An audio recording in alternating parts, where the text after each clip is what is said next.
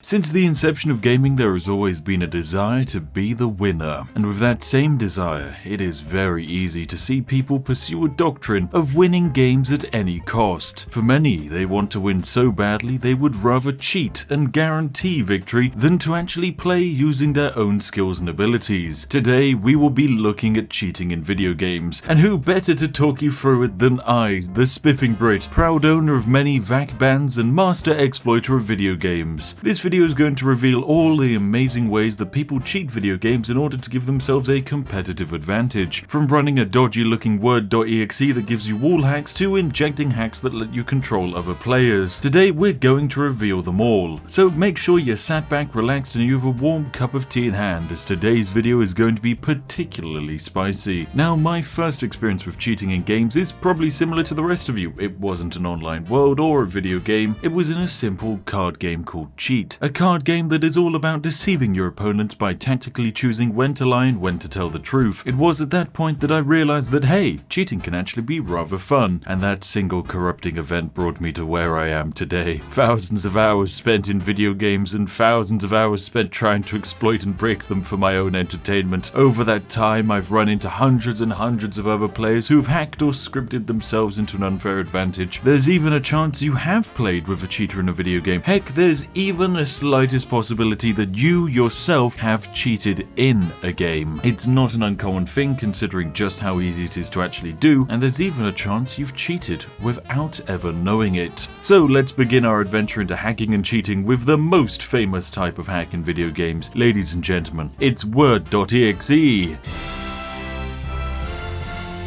Okay, well, it's not really word.exe, it's aim hacks, ladies and gentlemen. Aim hacks are legendary amongst most FPS games. There's not a single first-person shooter game that has not had its community completely and utterly shaken by aim hackers. PUBG basically had its entire player base disappear because of rampant aim hackers sniping users across the entire map. An aim hacker is simply a code that is injected into your PC that can take over the process of aiming and shooting at enemies. It can remove recoil and reaction times by instantly firing a perfect beam of death at enemies before they can even react to your existence. An aimbot detects the locational data of enemy players that is being sent to the PC by the game servers, and then it converts it into actual usable data, which is used by the cheat to actually aim and shoot in a perfect way. Fortnite, Call of Duty, Overwatch, TF2, heck even Skyrim have all got readily available aim hacks. Aim hacks are not difficult to find in game or out of the game because of how prominent they are. Free and paid versions of hacks for these games can be downloaded in minutes, and sure, some of them will install Dogecoin miners onto your PC, but with enough determination to win, even an idiot could install aim hacks. Aim hacks completely and utterly destroyed PUBG in my opinion, but they've also done even more damage to competitive scenes. My personal favourite example is the legendary word.exe scandal of CSGO, whereby the entire competitive scene of Indian CSGO was destroyed instantly by one player called Forsaken because he aim hacked at a LAN tournament. A program was installed by Forsaken onto his SSD, and of course it was picked up by the admins at the event, where in the middle of a live match a technical timeout was called, and that was when the admins noticed a suspicious little icon called word.exe that was running in the background of his PC. You see, Forsaken's 1000 IQ plan was to fool the admins into thinking that his hacks were just a perfectly legitimate copy of Microsoft Word, and that actually he was writing a Shakespearean novel in the background of his CSGO game. Naturally, he was instantly caught and banned. Everyone knows there's only allowed to be one cheater in the CSGO scene, and that is a title reserved for only Senor Vac himself. Now, have I ever used aim hacks? Well, of course I have. They're so readily available, and thanks to Steam family sharing, there are literally no consequences to hacking in most video games these days. Fortnite's free, so hey, just hack and get banned, then make a new account. Most online tournaments are not even properly protected against aim hacks. This is why when, say, Fortnite did its global championships, it chose to do so at a LAN event, making it much easier to detect cheats. Personally, cheating in competitive multiplayer games is just not my cup of tea because it is insanely scummy to do, but evidently there are thousands of coffee drinkers out there who are more than happy to remove the competitive element by having a program play the game for them. In my opinion, aim hacks are the most boring of cheats as they take the least skill and they are the least fun to play with and against. So it's time for us to look at a cheat that actually requires a bit of practice and skill to pull off, and more importantly can lead to some very fun events in video games. Lag switches, ladies and gentlemen.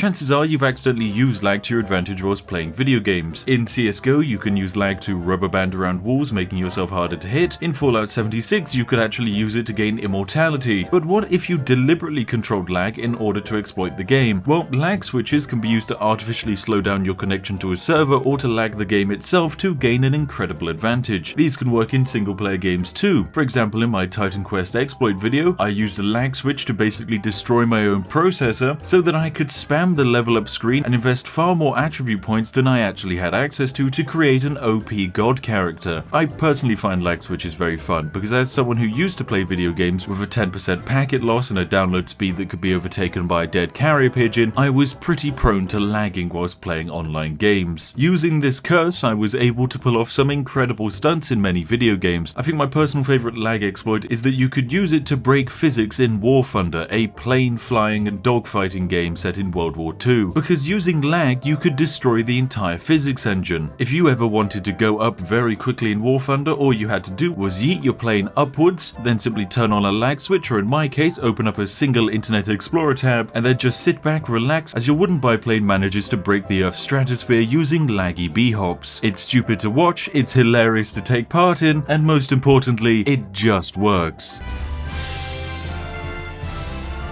Classical wall hacks, such a staple for the video game community. You probably all had a friend called Jeremy who you played Minecraft with, and Jeremy used to always get diamonds before you. Well, chances are Jeremy was using wall hacks to basically remove the entire textures of the game so that he could instantaneously locate diamonds and every single other precious ore by simply looking through the terrain of the map. And that's the thing with wall hacks, they're insanely easy to pull off because effectively all you're doing is hiding the textures of the actual game. CSGO players use them to spot each other through walls, and Fallout 76 players use them to see if anyone's still playing the damn game. The best thing about wall hacks are that they can often be achieved by accidentally modifying the game files. I've actually done this myself by sheer accident and coincidence. I once played CSGO, loaded up a workshop map, and it completely broke all of the textures of Dust 2 for me, allowing me to see through 50% of the objects on the map. Naturally, that's exceedingly illegal, and Gaben will steal your anime CSGO skins from you. Now, I am sure that you all hate wall hacks with a passion and want them removed from gaming entirely, but if you can actually believe it, back in 2001, Asus decided that what the community of gamers really needed was a brand new mode on their graphics cards: wall hacks. That's right, the insane developers over at Asus thought they could sell more graphics cards if the cards came with a driver that allowed you to toggle wireframe mode, allowing users to effectively toggle on and off the world's textures. They actually created the drivers and got them to work, however, when they asked the community if they wanted free wall hack drivers, an overwhelming 90% of people said they didn't want the feeling of unlimited power. But yes, way back in 2001, Asus could have normalized wall hacking in gaming, and who knows, in a different timeline, Nvidia could be about to release a new update to their wall hack cards. Actually, there's no way that would happen, because Nvidia don't even stock graphics cards anymore. Oh god.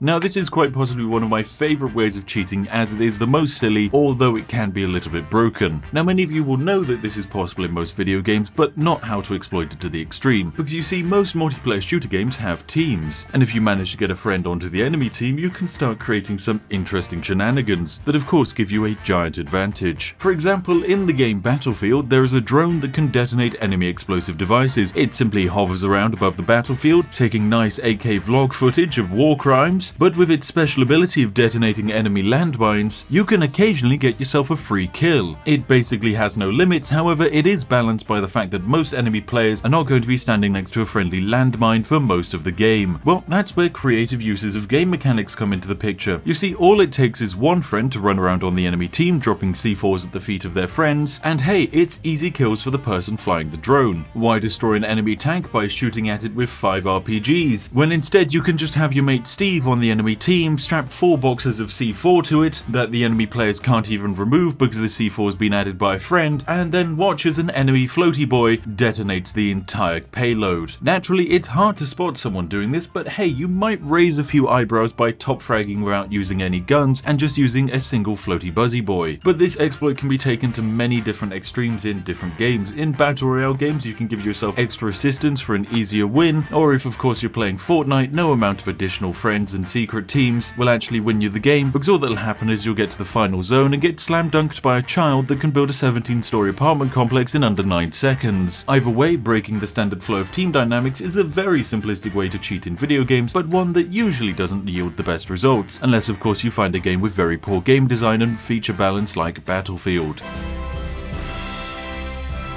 Okay, now this is my area, ladies and gentlemen. The fine line of what is an exploit and what is a cheat is often tricky to see, but usually exploits can be cheats, but not all cheats are exploits. An exploit is simply a bug or poorly balanced feature in a video game that has been added by the developers that can be exploited to gain an insane advantage. For example, Fallout 76 had an immortality bug whereby players getting in and out of a suit of power armor could take 0 damage, and that's all thanks to the developers deciding to release a game with 0 QA testing. Even medieval combat games like Mordhau were rife with exploits that allowed players to clip in and out of the map to provide them with perfect positions to attack and shoot at their enemies, whilst making it impossible for the enemies to actually hit them back. Now, in my eyes, exploits are the gentleman's cheats, a classy cheat for those who like to put in a bit of effort to get their god mode. Whereas an immortality hack just edits the game's files to make your health statistic insane, an immortality exploit takes existing game features put in by the developers to an extreme, whereby you become completely and utterly unkillable. In the case of Warzone, the most famous invisibility exploit was a simple one added by the developers, whereby if a player stood underneath a crate of supplies called in by an ally, they would immediately get crushed and then granted the powers of becoming graphically invisible. Legitimately, the only way to spot players that had been crushed by a friendly supply crate was actually just use wireframe or aim hacks to reveal enemy positions. Literally the best way to defeat exploiters, it turns out, is to become a hacker. So exploits require a bit of setup skill and timing, but of course often the most famous exploits are the ones that anyone can pull off. That being said, whilst I love exploits, I think it's best to keep them to single player games, and if you ever do exploit multiplayer games, make sure to do it with some willing friends, and if of course you don't have any friends, just do what I do and hire unpaid interns as punching bags to test exploits on.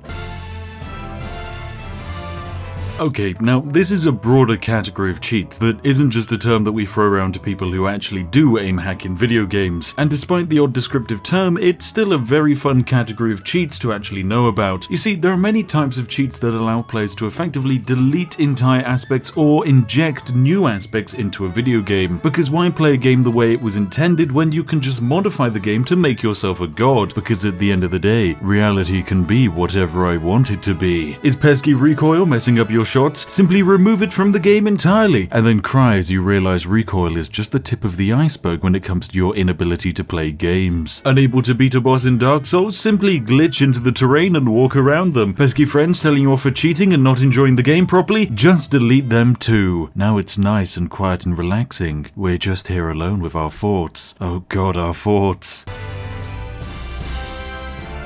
But there you have it, ladies and gentlemen, all of the most famous kinds of video game cheats. Whilst there are other types of cheats in games, most of them are terrible and not very interesting. But hey, have you ever used any of these cheats? Perhaps you did so accidentally, or perhaps you're a naughty coffee drinker who likes to use spin bots against new players. Now, of course, researching cheats has actually given me a fantastic idea for a video, so I've naturally started working on it. It's a video consisting of noobs that we found on the Discord playing CSGO and trying to see if they can kill me if I'm using as many hacks as possible. So hey, if you want to see that video, consider subscribing. And hey, if that's not your cup of tea, then don't worry, I have an exploit video for the upcoming Rome Total War remaster on the way. Anyway, as always, thank you very much for watching and of course liking the video. A huge thank you to each and every one of our majestic patrons, channel members and Nebula supporters who make all of these videos all the more possible. Seriously, pat yourselves on the back, you lovely majestic sausages. And if you're wondering what video to watch next, look no further than this one on screen now. Trust me, it's going to be absolutely perfect for you. Anyway, I'll see each and every one of you in the next one. Have a majestic day and goodbye for now.